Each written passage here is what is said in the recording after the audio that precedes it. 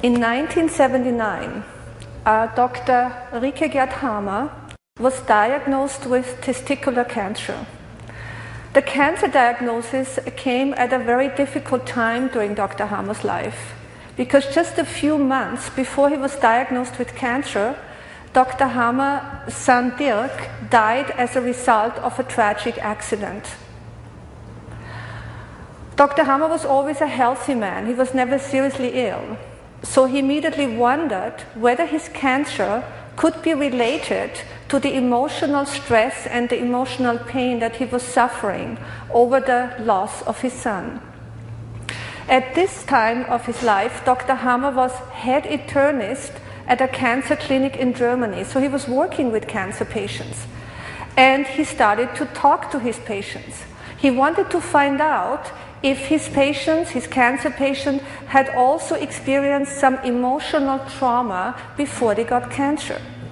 And he quickly learned that all of them, without exception, had suffered what we call in German New Medicine a conflict shock before they got cancer.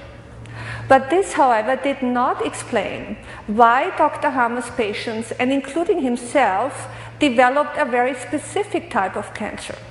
Why testicular cancer? Why breast cancer? Why colon cancer? Why lung cancer? And Dr. Hamer was determined to find out. And he had an ingenious idea. Based on the premise that all our bodily processes are controlled from our brain, Dr. Hamer obtained a brain scan of all his cancer patients. A brain scan, we have an example here, shows layers of the brain taken parallel to the base of the cranium. And Dr. Hamer compared the brain scan with his patients' medical records and their personal history. And he took particular attention to his patients' recent emotional trauma. And this is what Dr. Hamer found. Dr. Hamer found, and we're going to do this slowly, Dr. Hamer found that each cancer has its own area in the brain from where the cancer is controlled.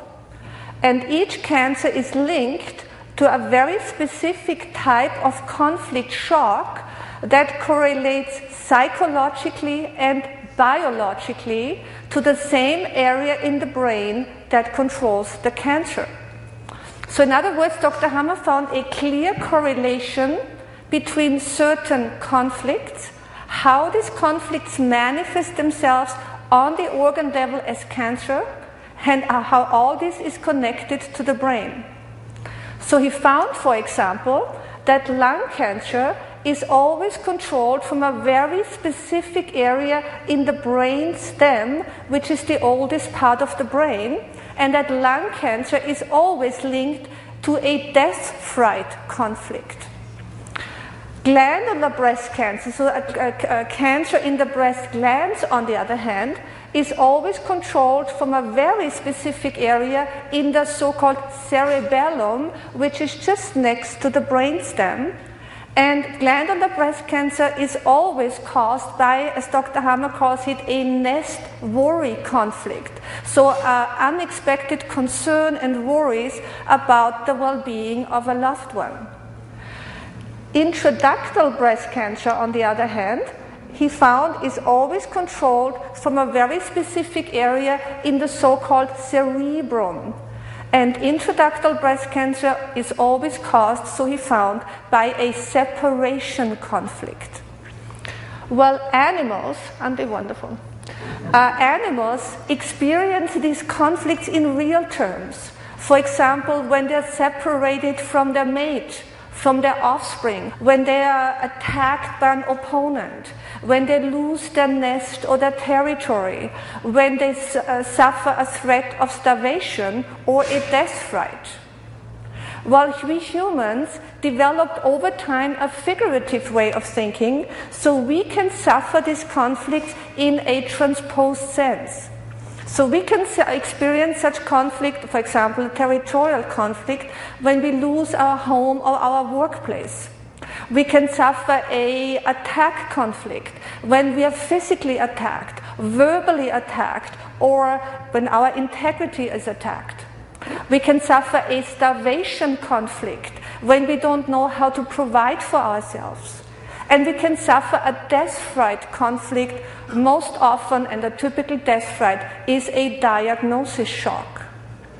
And Dr. Hammer found, or as we would say, since this conflict involves our entire organism, so the psyche, the brain, and the organ, and since we share these conflicts with all other species, we speak in German New Medicine of biological conflicts rather than of psychological conflicts. Well, after Dr. Hammer has identified what type of conflicts cause what type of cancer, he naturally looked at other so-called diseases.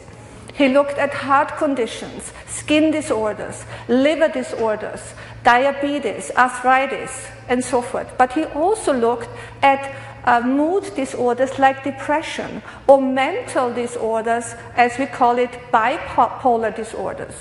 And Dr. Hammer found that this interplay, that this interaction between the psyche, the brain, and the organ applies to all of medicine and each patient's case. And Dr. Hammer called his findings the 5 biological laws of the new medicine. Dr. Hammer called them biological law because his discoveries reveal universal biological principles that apply to every living organism, to every species, and to every human being.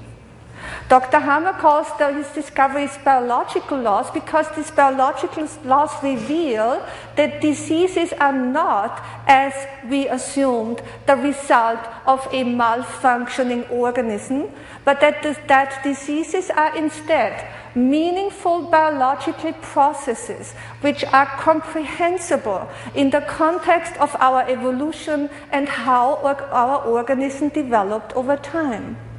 And the 5 biological laws also reveal that diseases are curable. Firmly tied into the science of embryology, Dr. Hammer provides the scientific evidence that we are all born with the capability to heal our own diseases, that the healing of cancer and all other diseases is inherent in all of us.